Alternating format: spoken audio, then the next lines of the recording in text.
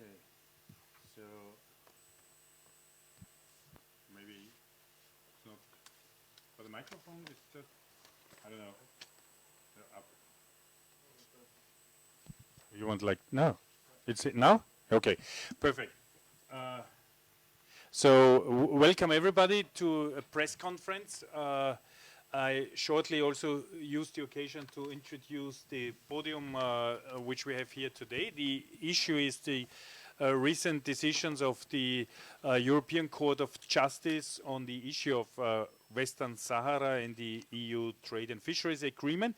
If I start from my left, is Manuel Devas, lawyer, who was the lawyer in front of the court defending the issue.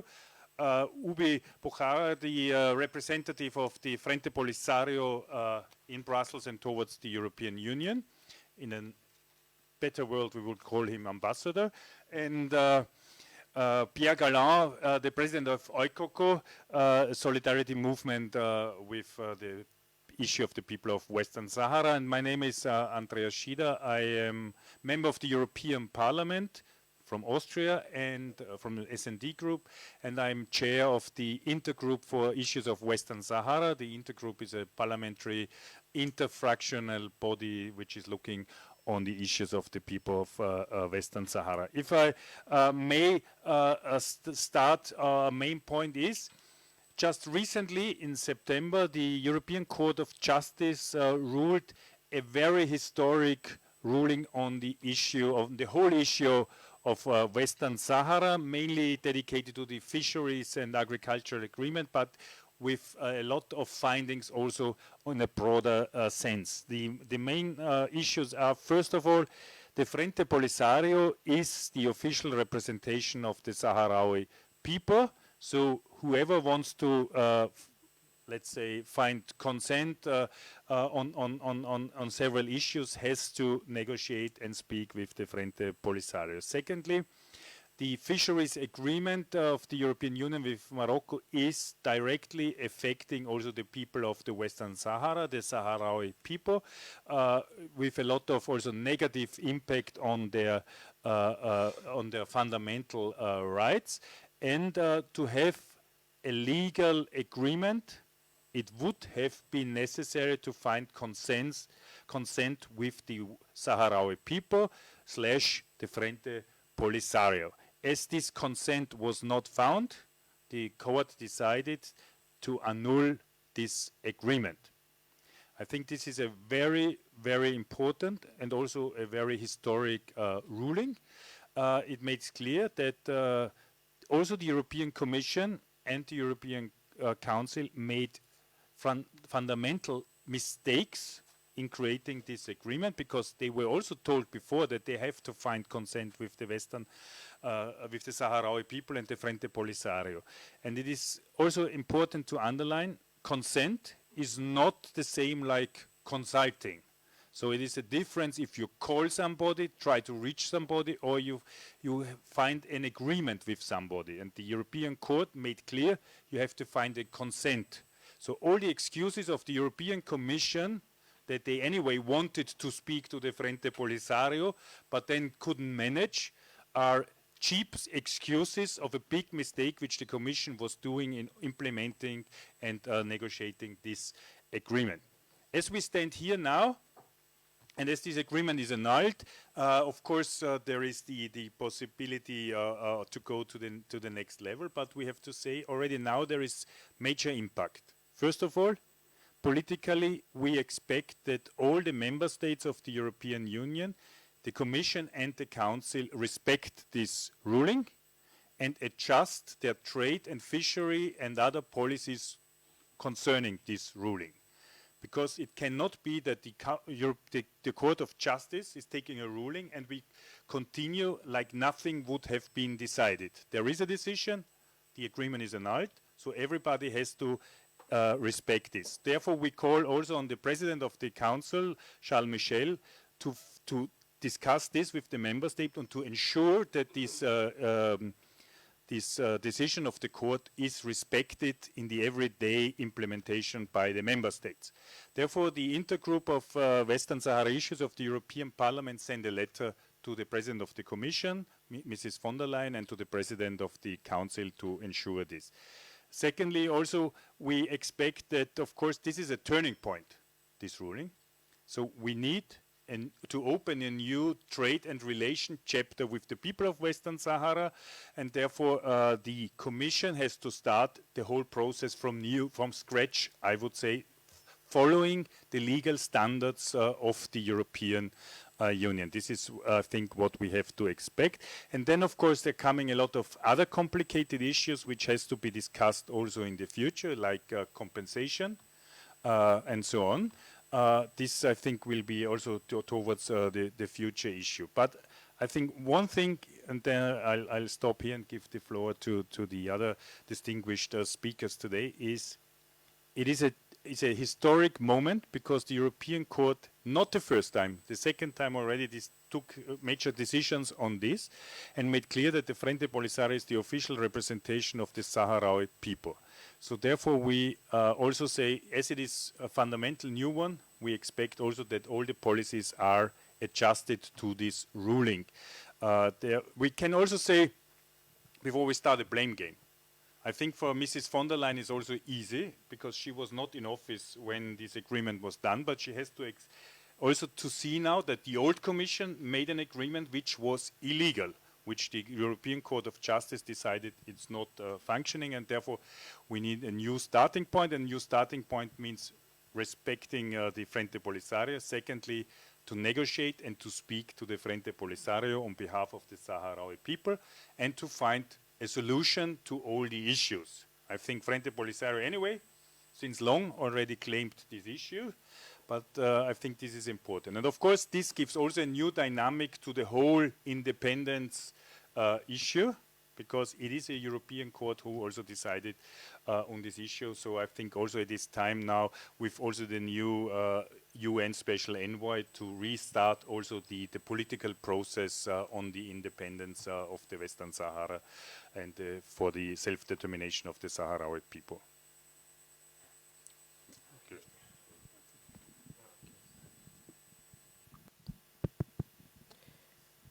Good afternoon, everybody, and thank you very much, Chairperson of the European Parliament Intergroup on Western Sahara. And I think that the issue of the decision that was announced by the European General Court on September the 29th is now almost clear for everybody. And I would start by seconding the appeal that has been just made by the President of the Intergroup on the need really for the European Union now to adopt a new approach with regard to the future in terms of the agreements with Morocco, and start thinking really, or using the common sense in terms of the need to respect the decision, but at the same time to think about its impact on the conflict in Western Sahara, but also on the bilateral relations between the European Union and the rest of the North African and the Maghreb countries. The President of the Intergroup explained very well the decision, and I think that if I am to emphasize something in addition to the annulment that was the main purpose of the decision and the main response of the demand that was formulated by the Polisario Front when we introduced our appeal in April and June 2019. So we are really totally satisfied with the fact that the General Court gave us right and proceeded to the annulment, total annulment of the two agreements that they have been challenged by the Polisario Front in front of the General Court. But at the same time, we want to underline that in addition to the annulment of the agreements, the General Court also consolidated the achievements that we had already for the rulings in 2016 and 2018, especially in terms of the consent, the precondition of the consent of the people of Western Sahara in order to get to do any business or any activity that involve the natural resources of the people of Western Sahara. And I think on the consent is the central basis on which the General Court adopted its decision on the 29th of September. That in addition to the consent, the consolidation of the precondition of the consent of the people of Western Sahara, the court also consolidated the fact as that Western Sahara is distinct and separated territory from Morocco, and consolidated also the right of self-determination of the people of Western Sahara as the only and unique way to settle the decolonization conflict in Western Sahara, and also reaffirmed the position or the condition of the Polisario Front as the representative, the sole representative of the people of Western Sahara. But the new elements for us that would really make us think exactly the way in which the president of the intergroup was referring as this decision to be a turning point are basically three new facts. The first one is the issue in relation with the idea of the benefit of the people of Western Sahara on those agreements, because the central argument of the European Council, the Council of the European Union, was this, that what the people of Western Sahara were benefiting from those agreements. So the court said very clearly that there is no argument at all about that, and that what matters is the consent of the people of Western Sahara. And then the second element is in relation with the procedure that the European Commission, especially the European Commission, was trying to sell out this idea of renewing the agreements, including the Western Sahara territory, that the Commission undertaken a sort of consultations with the people on ground in the territory, and that they expressed some views that it's really positive and that they are benefiting from those agreements. So the court on the 29th stated very clearly that there is no point about that at all, and that the consultations could never substitute the precondition of getting the consent of the people of Western Sahara. And the third element, which is even more important, is in relation with the status of the Polisario Front, because in 2016 the court, the General Court, said that the Polisario is the Polisario representative of the people of Western Sahara, and stopped there. But this time around, because of the nature of the appeals that they have been introduced, and that the fact that the new agreements included explicitly Western Sahara, thus the Polisario Front as a sole representative has had the right to challenge them, the court this time around further clarified the status of the Polisario Front and confirmed that a part of being the representative of the people of Western Sahara has also the personal legality to challenge those agreements and to defend the rights of the people of Western Sahara and the territory in front of the European justice system. And we think that this has really a very important impact both on the political level but also on the legal and the economic level. So I just want to emphasize on two things: that from our point of view, we call upon the European state members, but also the Council of the European Union, to abstain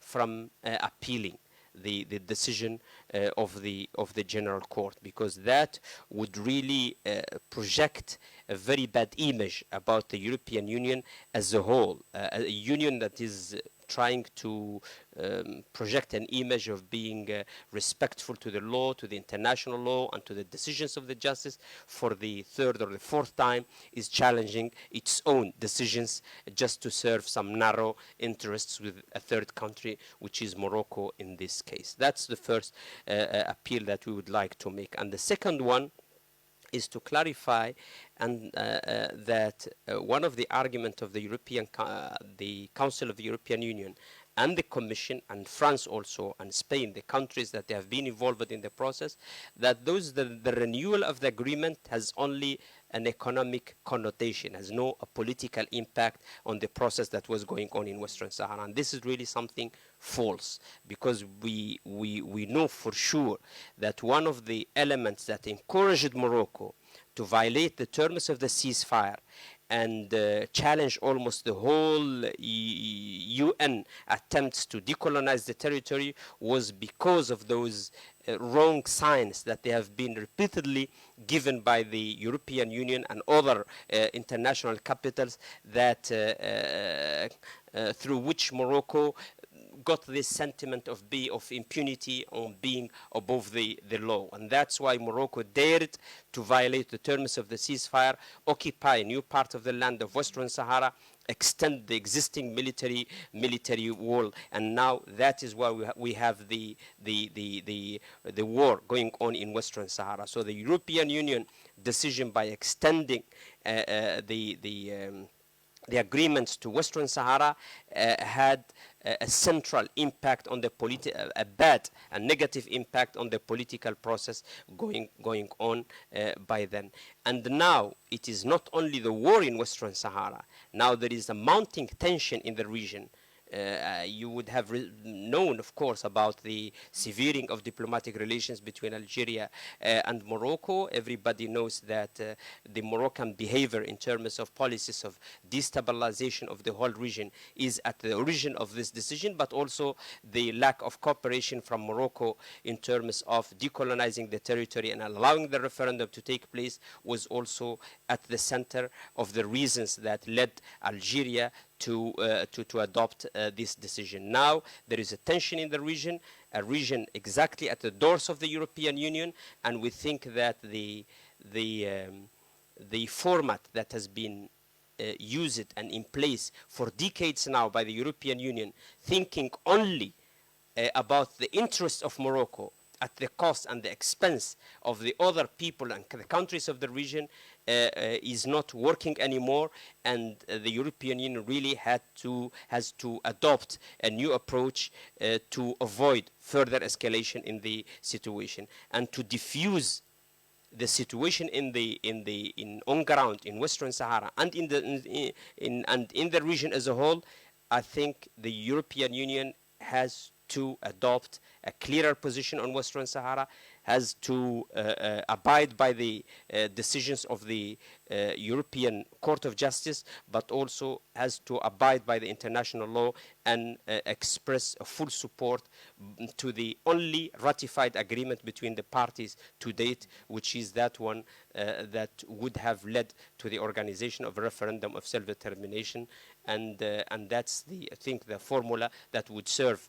It's on the interest not only for the people of Western Sahara and the people of Morocco, the people of the region and Europe as a whole. So I thank you very much for your attention, and we will be very ready to respond to any question later on. And I give the floor to... Maybe we give the floor to Manuel and then...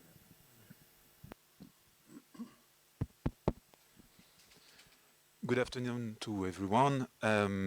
Thank you very much, Mr. Chair, for organizing that press conference. As lawyers, for us, that's very important to be able to explain our work that is technical. And that's something that I want to emphasize. I think the most difficult part for the Sahrawi people, they're suffering for misuse of language. And that's part of propaganda by the Moroccan authorities to try to diminish, to dilute the status of the Polisario Front, of the Sahrawi people as a colonial people, but also of the status of Western Sahara as a non-self-governing territory. And so if I had one key message to the journalists in the audience today, when you write about Western Sahara, write properly about Western Sahara. Make sure that you're using the right concept, otherwise you're adding to confusion. I would also start by, before getting to the ruling, saying that we've been able to, as lawyers, to achieve great results before the EU courts, because we had a very strong political basis from the Polisario Front.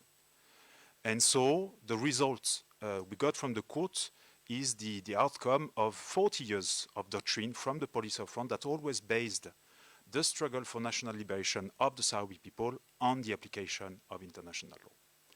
I'll take also this opportunity to thank the solidarity that is around the Sahrawi people, but also the lawyers. We gain very much from their insights to develop our submissions before the courts and to be involved as an observer, but also sometimes as a counsel on other situations of occupation. I think that's something that is really admirable in the case of Western Sahara. That's the unity of the Sahrawi people behind the Polisario Front, and the unity of the civil society around the Sahrawi people. And I can assure you that's not so common. Now getting to the ruling, as it has been said, that's a victory, and I want to develop that point. For us, that's a victory on 3 accounts. The first one is that obviously that's a victory of the Sahrawi people. With these rulings, the Sahrawi people have shown that they are not only able to resist, they are able to win even against the most powerful in Europe. During the proceedings, we had the legal service of the Council, we had the legal service of the Commission, the legal service of France, of Spain, 2 of the biggest law firms in EU law in Europe advising Moroccan stakeholders. None of them were able to defeat us. So already, I'm saying a kind of reminder to the legal services of enterprises and companies that are in Western Sahara, stop messing with us.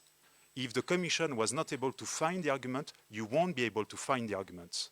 And once that we've got the Commission out of Western Sahara, the next target is our enterprises, foreign enterprises that are operating in Western Sahara without the consent of the Sahrawi people.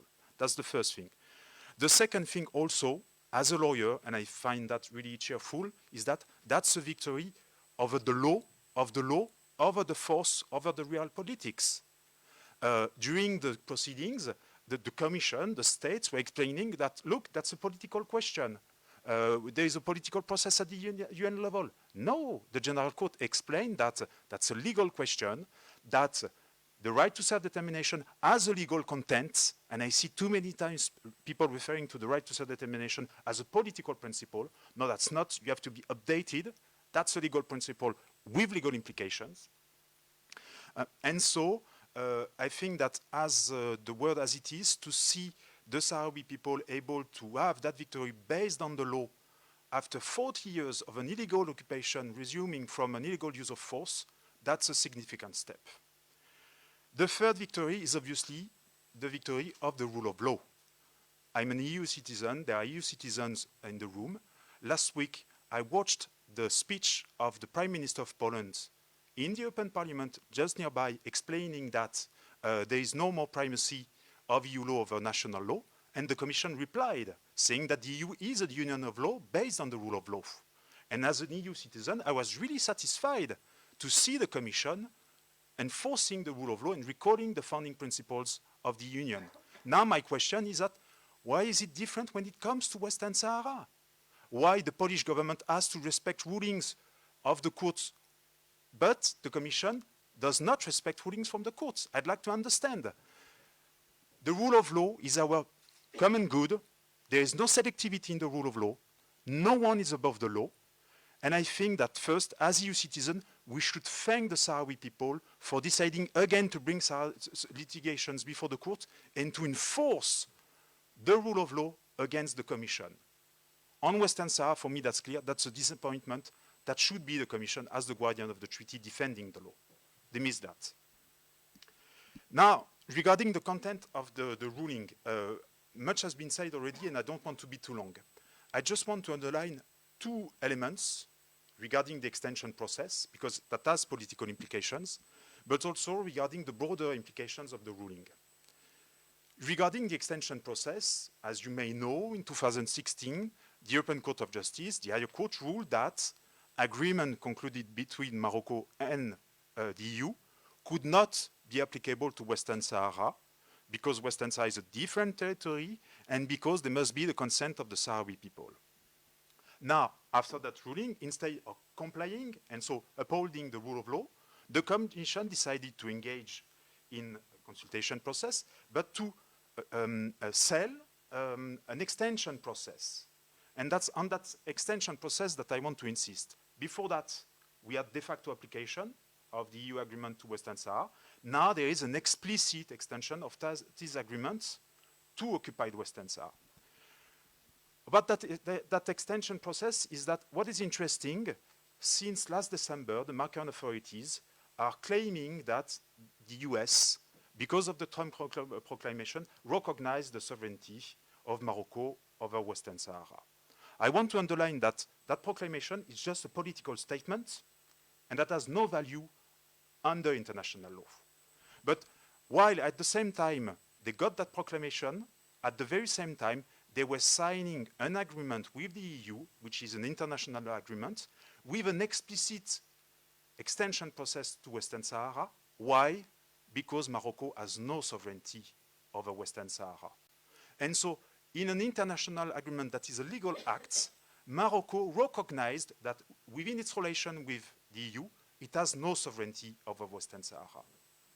And so that aspect is important for me because we are monitoring closely what's happening. And we see the Moroccan authorities putting a lot of pressure on member state governments to obtain the same so-called proclamation. But it won't happen because of the case of the court, but also because Morocco already accepted that extension process. So it has accepted that it has no sovereignty over Western Sahara in its relations with the EU and the member states. Now, regarding the implications of the ruling, the main one, as it has been said, is the recognition of the Polisario Front as the official representative of the Sahrawi people. The fact that the Polisario Front represents the Sahrawi people in every aspect of their right to self-determination and not only the political process. So if you want an agreement applicable to the territory of Western Sahara, to the resources of Western Sahara, the only body able to express consent on behalf of the Sahrawi people is the Polisario Front. So that's clear, but that's the consent part. The other thing also that is very much important and that is an improvement compared to the previous ruling is the explicit recognition of the standing of the Polisario Front. Meaning that now, if the Commission tries again to engage with Morocco over Western Sahara without the consent of the Sahrawi people, we know for sure that now the Polisario Front is standing to take back the EU to court. And that's a huge achievement. And that concerns also companies at the domestic level.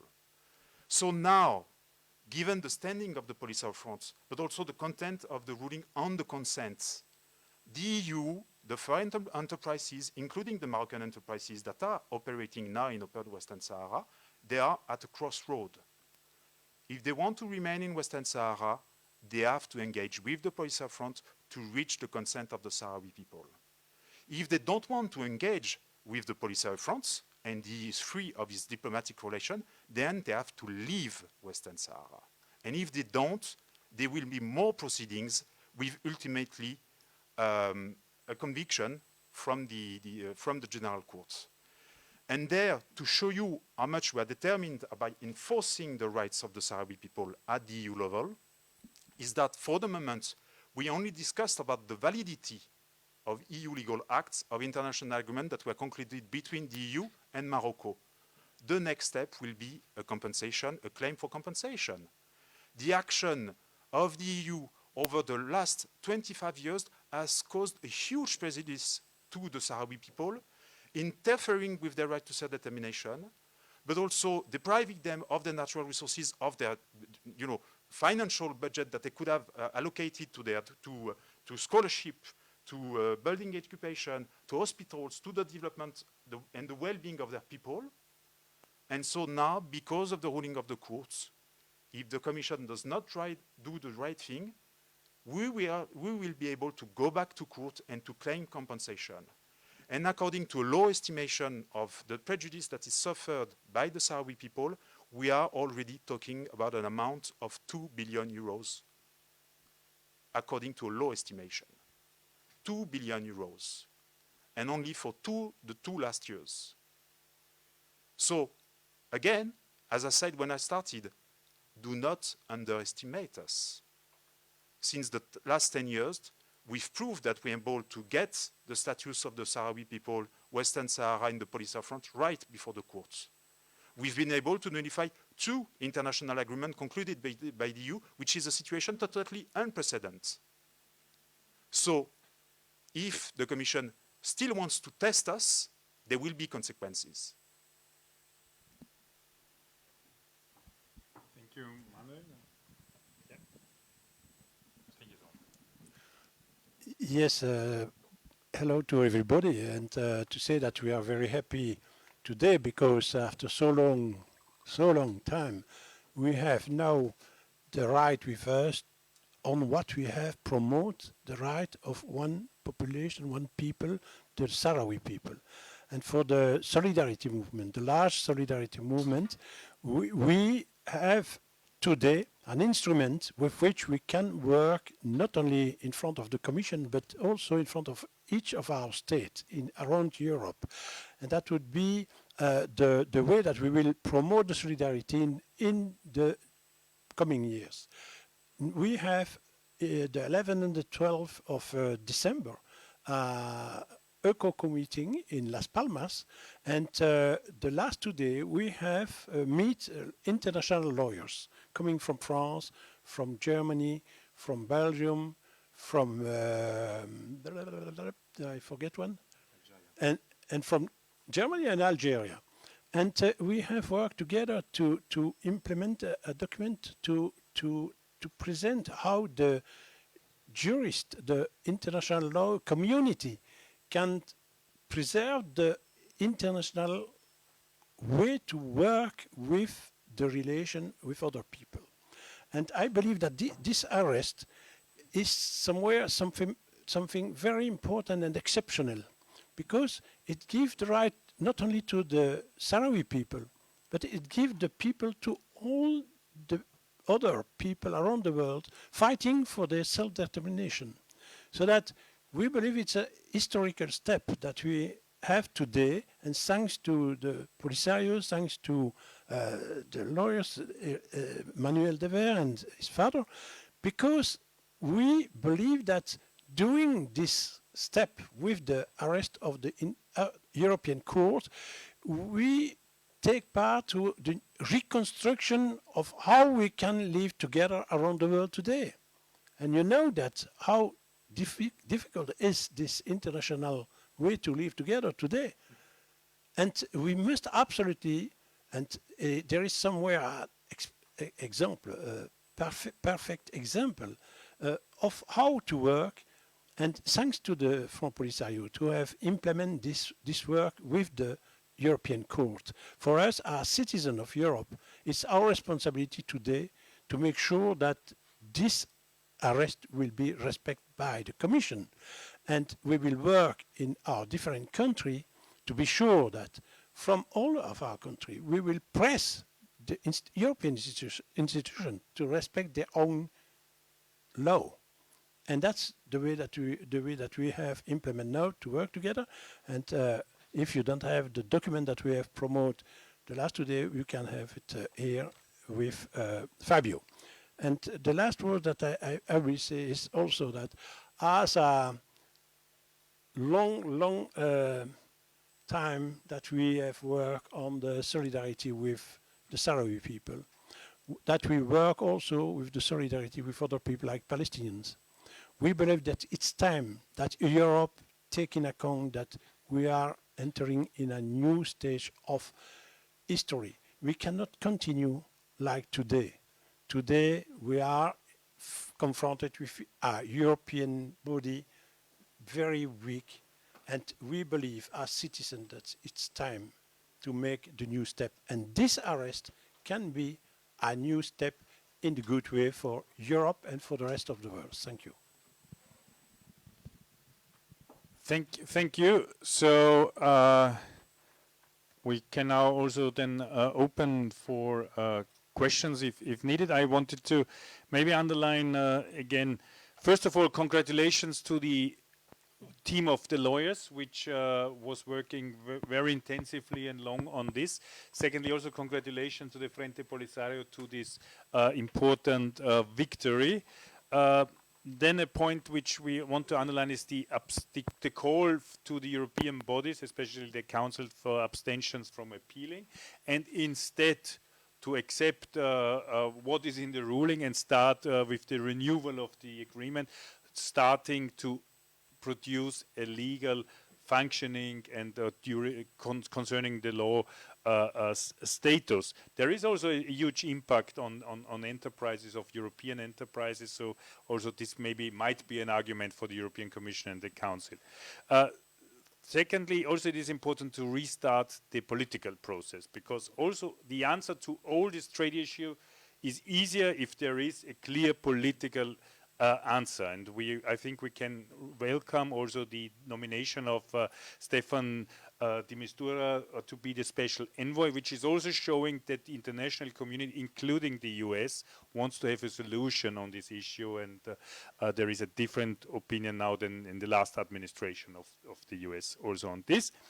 And then I wanted to say we will work in the European Parliament on this issue. We started to discuss this issue very strongly in the respective entities and bodies, the respective commissions, and we will also try to make it as a topic of one of the next plenaries. We also wrote a letter of several members of European Parliament, and there's an intergroup in my name as chair, and the vice chair Manuel Pineda from Spain and the left group. We have the letter also in copies here, so we will be pleased also to distribute to you. In this letter we more or less try to sharpen the arguments which were said also today. And I think I want to repeat again an important point which Manuel was making: do not underestimate the Frente Polisario in the will to defend its integral rights. Secondly, do not underestimate the brain of the lawyers. Thirdly, do not underestimate also the power of European law and justice.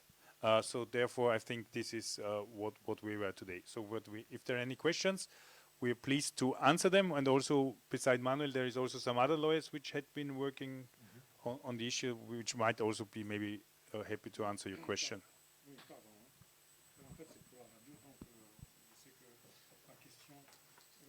J'adresse ma question, pardon.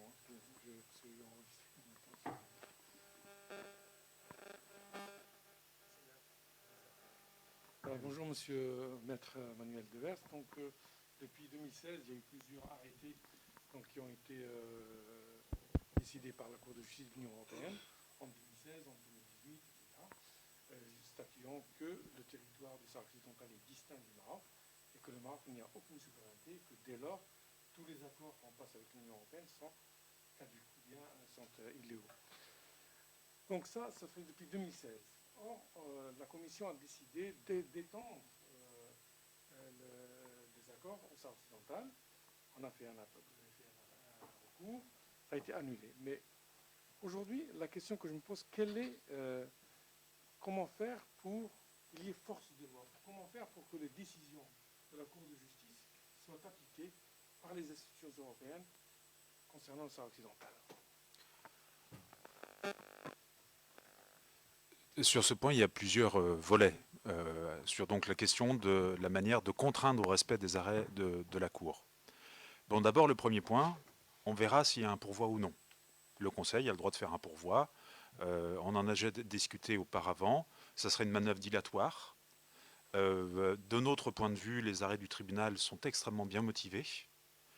Ils se sont vraiment placés dans le cadre de ce que a jugé la Cour. Donc, sans préjuger de ce que décidera la Cour, le pourvoi sera objectivement quelque chose de compliqué à faire pour les services juridiques du Conseil et de la Commission. Voilà, ça je pense que c'est un élément sur lequel on peut être d'accord. Maintenant, l'arrêt du tribunal, comme je le disais, on n'a fait que des recours en légalité pour l'instant. Et donc, petit à petit, la première phase a permis de redéfinir le statut du Sahara occidental, redéfinir le cadre juridique applicable à la question sahraoui, le faire reconnaître en droit européen. Et puis, avec l'arrêt du tribunal, on a fait annuler, et donc on a obtenu une première application de ce cadre juridique. Il est certain que si les institutions persistent à vouloir condamner les décisions de justice, la seule option qui restera sur la table, ça sera celle d'un recours en responsabilité. Et ici, sans vouloir être trop technique, je veux simplement rappeler que la responsabilité en droit de l'Union européenne, c'est 3 conditions: la faute, le préjudice et la causalité. Sur la faute, le tribunal a jugé que le Conseil avait commis une erreur manifeste d'appréciation en concluant ces accords en s'abstenant, en se pensant affranchi de la condition du consentement. Donc déjà, les arrêts du tribunal du 29 septembre dernier nous donnent la première condition, qui est la condition de l'illégalité de la faute.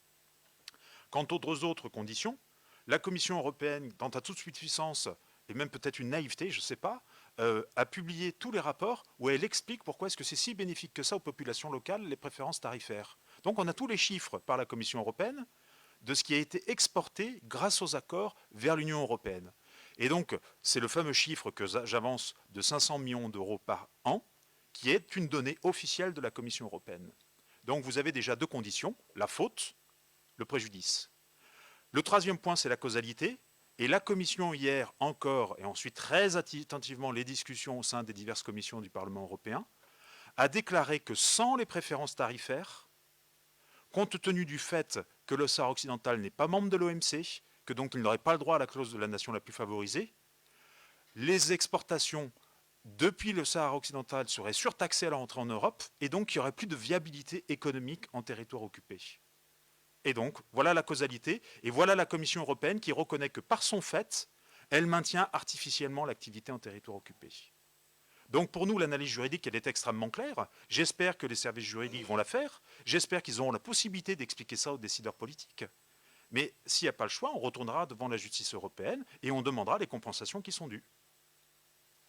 Merci, maître. Ma deuxième question s'adresse, excusez-moi, peut-être que je vais monopoliser. La deuxième question s'adresse à M. Galland.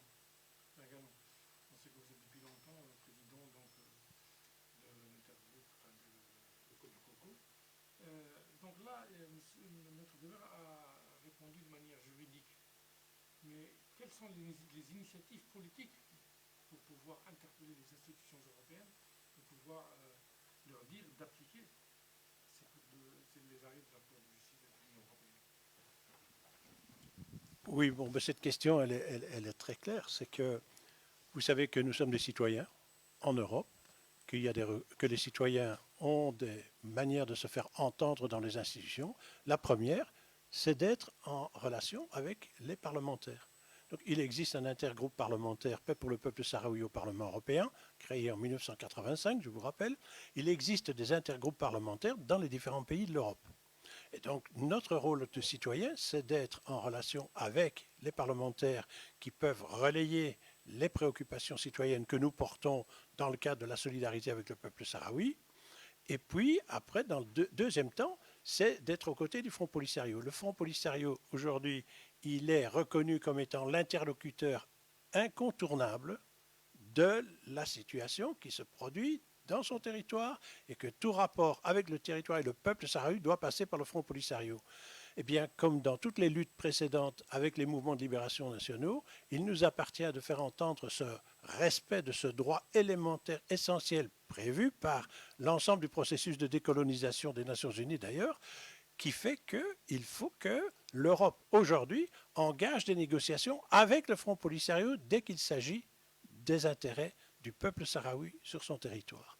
Et donc là, c'est vraiment la manière dont nous allons, j'ai dit tout à l'heure, nous allons, à partir de ce mois de novembre, décembre, préparer notre rencontre internationale pour voir comment les citoyens organisés peuvent interpeller leurs parlementaires dans les parlements nationaux au niveau du Parlement européen.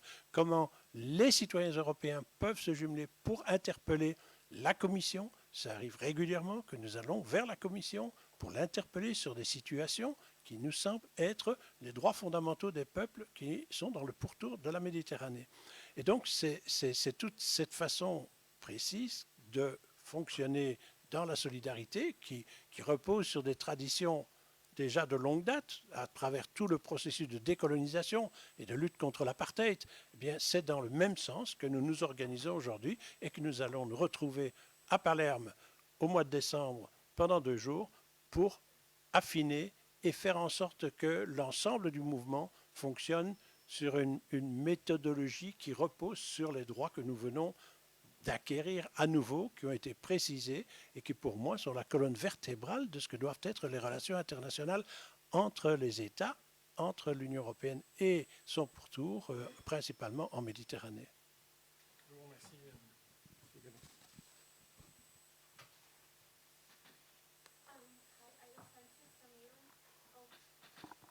sorry. Ida Sanchez from Euronews. I have a question. You said that you wanted the Commission and the Council to abstain from appealing. Have you had any contacts with them in order to know what will they do? And also, when is the last day that they have for appealing?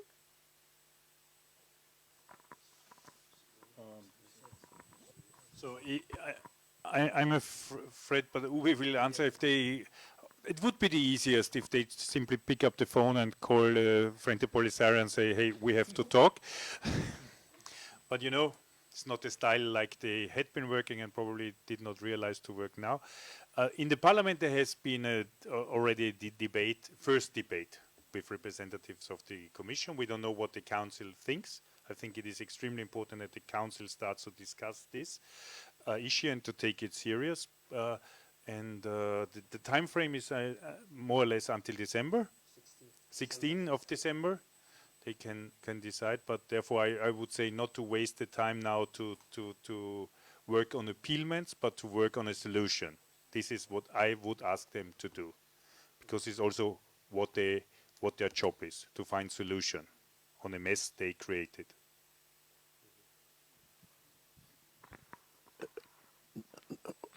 Dacia Ribeiro, journaliste. Voilà, donc je suis ce dossier depuis un certain temps, comme mon collègue Ben Safi. Donc cette décision de justice, évidemment, en principe, je dirais en principe parce que ça fait longtemps que ces décisions ne sont pas réellement appliquées, mais il y a aussi la dimension, je ne vais pas dire politique, mais de pratique politique et aussi géopolitique. Or, aujourd'hui, nous constatons que, de toute façon, les relations du Maroc avec le reste du monde, ne se limitent pas seulement avec l'Union européenne, même si c'est évidemment une des relations les plus importantes et les plus stratégiques. La pratique du Maroc aujourd'hui, c'est d'aller ailleurs, c'est-à-dire l'Afrique subsaharienne et le reste du monde, en dehors de l'Union européenne. Comment vous voyez de façon, je veux dire, pratique, ou plutôt aussi en tenant compte de l'horizon du temps, parce qu'avec le temps, il y a une expérience sur le continent africain où, il y a quelques années, j'ai envie de dire, la plupart des pays donc de l'Union africaine, de l'OUA au départ et de l'Union africaine après, soutenaient le Polisario ou acceptaient de facto, en effet, que le Polisario était donc le responsable du territoire du Sahara. Aujourd'hui, même des pays qui étaient considérés être des pays de ligne de front avant, sont en train, j'ai envie de dire, de diminuer ou d'affaiblir carrément leur soutien. Est-ce que vous ne pensez pas que malgré la décision de justice qui vient d'avoir lieu, que toute cette influence de tous ces pays ne va pas avoir un impact négatif au niveau de ce que vous cherchez, qui est tout à fait légitime et légal de votre part, dans l'application de cette loi? En fait, la question, c'est pour ceux qui veulent répondre. Do you understand, or is it better for me? Huh? But I think it was quite long for a question anyway. Okay. No, sorry, but it was the only way for me to explain, you know. Yeah, no, Otherwise, otherwise it's yes or not. No. No, sorry. I'll respond in English to be to be understandable for everybody. I think that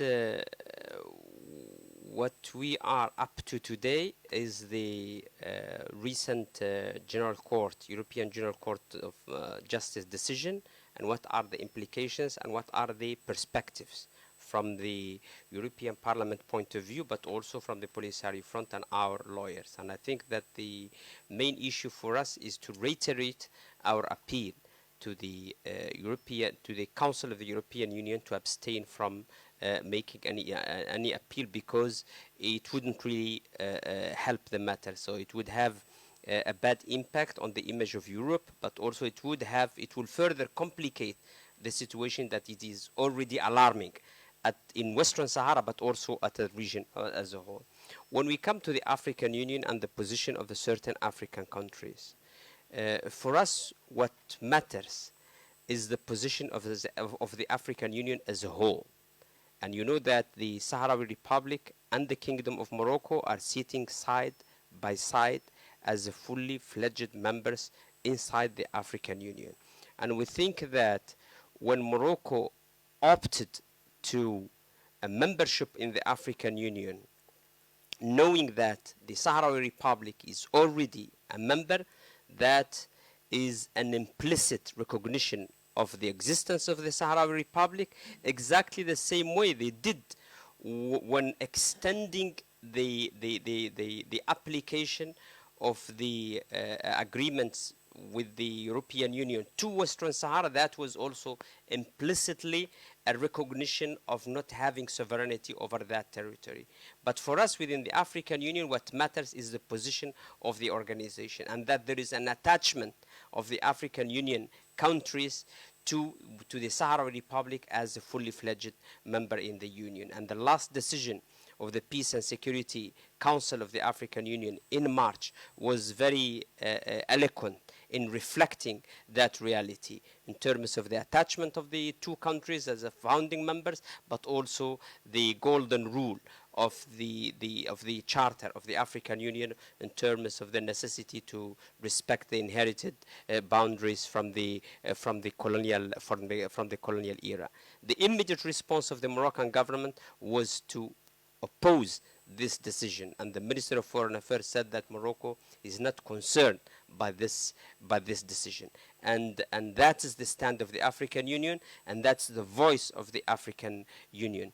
Different individual countries may express a different will, but what matters is the collective position of the African Union. And for us, we are legally undertaking our struggle in a context that is very clear for everybody, and at the same time on ground we are undertaking the struggle exactly in the context that we know. And the basis that we have, a part of the legal grounding, is the will of our people to continue to struggle until we achieve our legitimate aspirations that are not anything beside the expression of the genuine of the will of the people of Western Sahara, whether they want to be independent or they want to be part of any other country, including Morocco. Just a quick follow-up on the diversification of the relations that Morocco entertains with third countries, and so the possibility that Morocco would look for alternative partners after the EU. There is the propaganda and there is the reality. The reality is that in terms of geography, in terms of trade, Morocco is depending on the EU. And the Moroccan authorities, when they started to sign the first agreements with the EU, they linked their occupation of Western Sahara with the possibility to have an access to the European markets. As lawyers, and the work that we're trying to do, that's not to shut down all the economy in occupied Western Sahara. That would be very complicated. That's to shut down the economy at a level where it is not sustainable anymore. And so maybe Morocco will be able to diversify its partners. I'd be very curious to see how it will be possible to ship, to send shipments of tomatoes to the US or to other countries. The same goes for the fishery products. With all the certification and all that process, I can assure you that's very complicated. And so the question is, if we close the road to the EU, how long Morocco is able to sustain its occupation of Western Sahara without the EU supports?